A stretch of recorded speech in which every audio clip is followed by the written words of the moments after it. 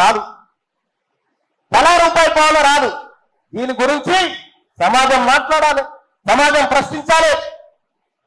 7 లక్షల కోట్లను లెక్క పెట్టబోతే 7 లక్షల కోట్లు మా బీసీ అర్థంలో చెప్పి కలగబడరు రాదన్న వ్యక్తిపాడైతాం. బీసీల అర్థంలో చెప్పురు పని, బీసీల వాటా ఎంత చెప్తలేరు. మా నెత్తి మీద ఎంత అప్పుందో చెప్పురు ఈ బీసీల మీద. అట్లా చూస్తాం. మీరు ఎంత అడ్డుకోవాలని చూసినా, ఎంత మోసం చేయాలని చూసినా, బీసీ ఉద్యమం ప్రారంభమైంది. ఇది ఆగే ఉద్యమం కాదు, ఆ దరికి చేరే ఉద్యమమే. ఇప్పుడు నేను చెప్తా ఉన్నారు ఆయన చంద్రశేఖరరావు గారు, ఆయన అంటుండే వచ్చేసారి మనమే ముఖ్యమంత్రి అని. ఇంకో ఆయన అంటుండే మరోసారి నేనే అని. అబ్ కీ బార్ బీసీ సర్కార్ ఓన్లీ. తెలంగాణలో రాబోతా ఉంది అబ్ కీ బార్ బీసీ సర్కార్. ఇప్పుడేమో చిరంజీవి సార్ చెప్పిండు ఒక నినాదం. అందుకే మొన్న వీళ్ళు అంటా ఉండే బీసీలో బొడ్రాయి చుట్టూ తిరుగుతారు, వాళ్ళేమో అసెంబ్లీ చుట్టూ తిరుగుతారని. మన అసెంబ్లీ చుట్టూ తిరుగుడు ప్రారంభించాలి సోదరులారా. ప్రతిక్షణం ఓ కుట్రను పసిగట్టాలి. మనం వీళ్ళు చేసే కుట్రలను ప్రతిక్షణం పసిగట్టాలి. మీరు ఇంకా గమ్మత్తు 2-3 రోజుల మంచి సంచలనమే బయట పెడతారు జరాగుడు. 2-3 రోజుల నాకు ఈ పాట ఆ పాట అని ఏం లేదా, ఎవరు మోసం చేస్తే వాళ్ళ పేరు చెప్తా. సరే మనకు 1,00,000 పార్టీలు ఉండొచ్చు కాక నేను బాలకృష్ణాలనే చెప్పినా, నీకు బీసీలు కావాలా సీఎం కావాలా అంటే నాకు బీసీలే కావాలి, నాకు రేవంత్ రెడ్డి గారు వద్దు బీసీలే కావాలని చెప్పినా. అందుకోసమే ఉద్యమానికి మనమంతా సిద్ధం కావాలి.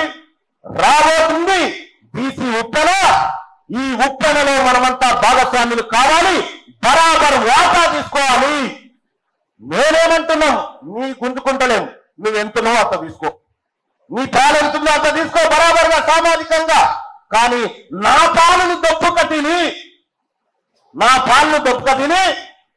నా మీద పెత్తనం చేసినంటే ఇగురం దక్కిన దీనిగే మోస్తోల మీద బయలుకు పోయినట్టుంది. యుద్ధం ప్రారంభమైంది. అయిందా కాలేదా? 2 సేపులు ఎవరు చెప్పారు? అయిందా కాలేదా?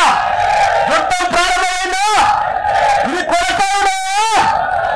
మీరు రాసి పెట్టుకొని ఈ యుద్ధంలో తీన్మార్ మల్లన్న అంతిమ యాత్ర రాకపోవచ్చు కానీ వదిలిపెట్టను. బీసీ రాజ్యం కోసం, బీసీల అధికారం కోసం తీన్మార్ మల్లన్న ఎప్పటికీ మీ అందరితో కలిసి ముందుకు నడుస్తారని చెప్పి తెలియజేస్తా ఉన్న సోదరులారా.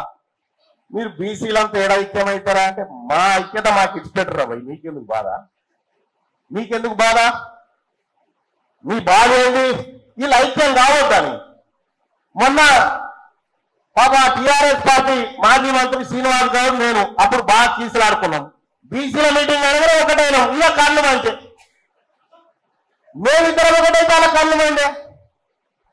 మేము బీసీల బాధ వచ్చినప్పుడు ఒకటే పిల్లలనే, ఎన్నికలు ఉన్నప్పుడు మా పంచాయతీ మేము చూసుకుంటాం. కానీ ఇవాళ ఏ పార్టీలో ఉన్నా, ఎక్కడ ఉన్నా బీసీ సోదరులారా, బీసీ బిడ్డలారా, మీ ఓడి కోసం ఆలోచన చేయి, మీ ఓడి కోసం పించాయి, మీకు జరుగుతున్న అన్యాయాన్ని పించాయి.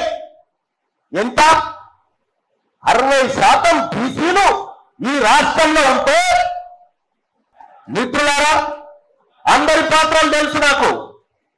ఇవాళ నేను ఓపెన్ గా చెప్తే ధైర్యం దమ్ము మీకు లేకపోతే నేను చెప్తా ఉన్నా, మీ అందరి చదివే వల్లనే వాళ్ళంతా ఒకటై మూకుమ్మడిగా.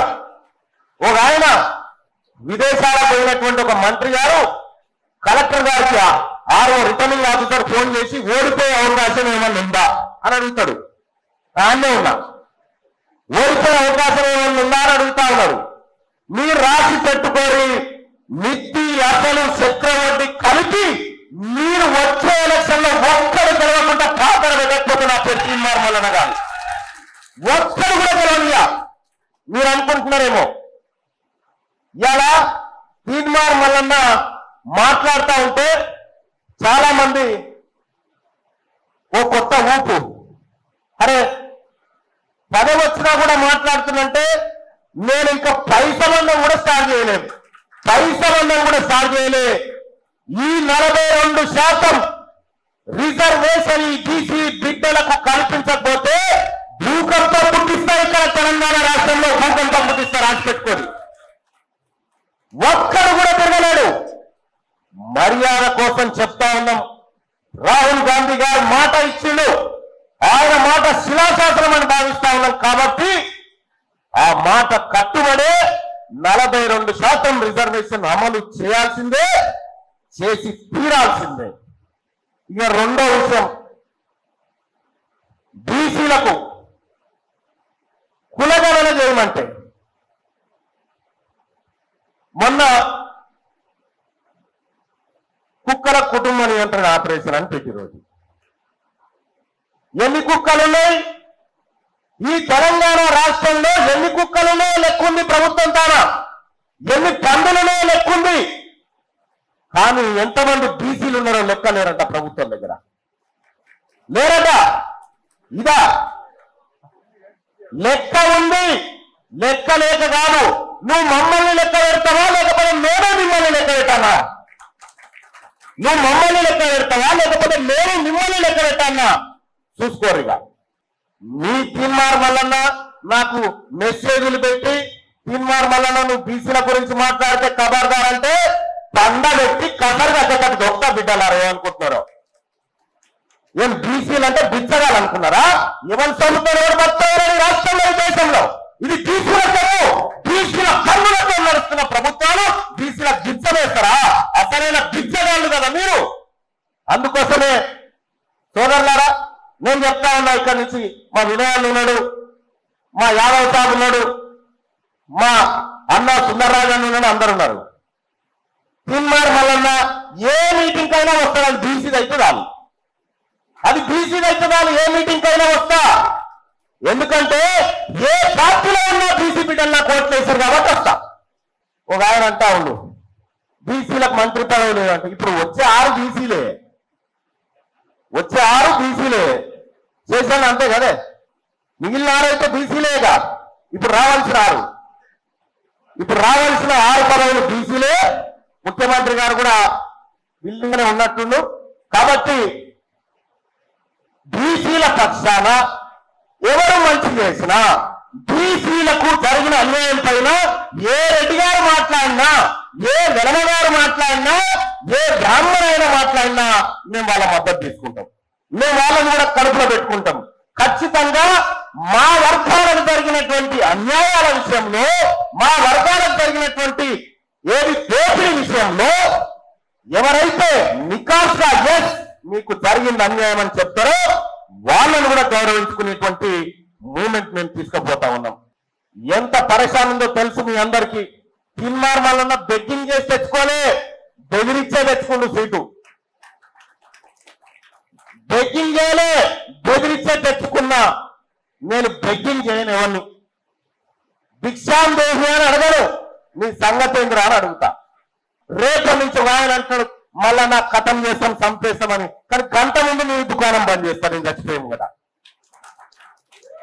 సోదరులారా, మనం ఎవరికి శత్రువులం కాదు, మనం ఎవరిని వ్యతిరేకిస్తలేం. ఇలా ఈడబ్ల్యూఎస్ కోట మొత్తం తెలంగాణ రాష్ట్రంలో సమగ్ర కుటుంబ సర్వే లెక్కల ప్రకారం ఓసీల జనాభా 6. ఎంత సార్? 9.8 6.98% ఉంటే అందులో ఈడబ్ల్యూఎస్ కి ఎలిజిబుల్ ఉన్నటువంటి వాళ్ళు 1.5%. 1.5% ఉన్నటువంటి వాళ్ళకి 10% రిజర్వేషన్, 15% ఉంటే ఎస్సీలకు 15 ఫుల్ రిజర్వేషన్. పాపం ఎస్టీ సోదరులకు కూడా ఫుల్ రిజర్వేషన్ వాళ్ళకి దక్కాల్సిందే కాదంటే, ఎందుకంటే వెనకబడ్డారు కాబట్టి. కానీ 1.5% ఉన్న వాళ్ళకు 10, 60% ఉన్నోడికి 27%. ఇదేనా సామాజిక న్యాయం? ఇది సామాజిక అన్యాయం అని ఇలా చిరంజీవి సార్ ఆర్టికల్ రాశాడు దాని మీద. నేను ఒక మంత్రి గారి దగ్గరికి పోయినా, ప్రజెంట్ ప్రభుత్వంలోనే మంత్రి గారి దగ్గరికి పోతే మాట్లాడి మంత్రి గారితో మాట్లాడి బయటకు వచ్చిన రాగానే ఒక ఆయన సుదర్శన్ రెడ్డి అని వచ్చినాడు, ఆర్టీఓ అన్నట, పోస్టింగ్ కావాలని వచ్చిన మంత్రి గారి దగ్గరికి. రాగానే మా ప్రక్ష నినాలేదు, సుదర్శన్ రెడ్డి అని ఆయన వచ్చాడు ఆర్టీఓ పోస్టింగ్ కోసం. మా మంత్రి గారి దగ్గరికి నేను ఆన్నే ఉన్నా. సార్ ఇట్లా నా పేరు సుదర్శన్ రెడ్డి, సో నాకు పోస్టింగ్ కావాలంటే వెంటనే ఓఎస్డీని పిలిచి ఇది ఇచ్చి చూసేసి మంచిగా పని చేసుకో అని చెప్పాడు. ఆ రోజు అయిపోయింది, వెళ్ళేసి వచ్చిన. ఇంకో రోజు పని ఉంటే పోయిన అదే మంత్రి గారి దగ్గరికి. పోగానే వెంకటయ్య అని ఓ డిఎస్పీ వచ్చింది. ఆడికి వెంకటయ్య పేరు, యూనిఫామ్ వేసుకొని వచ్చిండు. వెంకటయ్య అని కనిపిస్తుంది. ఇదే మంత్రి గారిని, సార్ పోస్టింగ్ కావాలంటే, నేను మంచోళ్ళని చూసుకొని పెట్టుకోమని కమిషనర్లకు ఎస్పీలకు చెప్పేసినాం అని చెప్తా ఉన్నాడు. ఎంత వివక్ష, ఎంత కరుడు కట్టిన పైత్యం వాళ్ళలో ఉందంటే, ఇలా తీన్మార్ మల్లన్నను నిజంగా ఈ వరంగల్ గడ్డకు నా బీసీ బిడ్డలందరికీ శిరస్సు ఉంచి మీ కాళ్ళు కడిగి నెత్తిలో చూసుకోవాలని నేను చెప్తా ఉన్నా. నన్ను గెలిపించారు మీరందరూ కలిసి, నన్ను గెలిపించరు. నాకు తెలుసు, నా గెలుపులో సుందరన్న పాత్ర ఏందో తెలుసు, నా వినయన్న పాత్ర ఏందో తెలుసు, నా వల్ల పాత్ర ఏందో నాకు తెలుసు.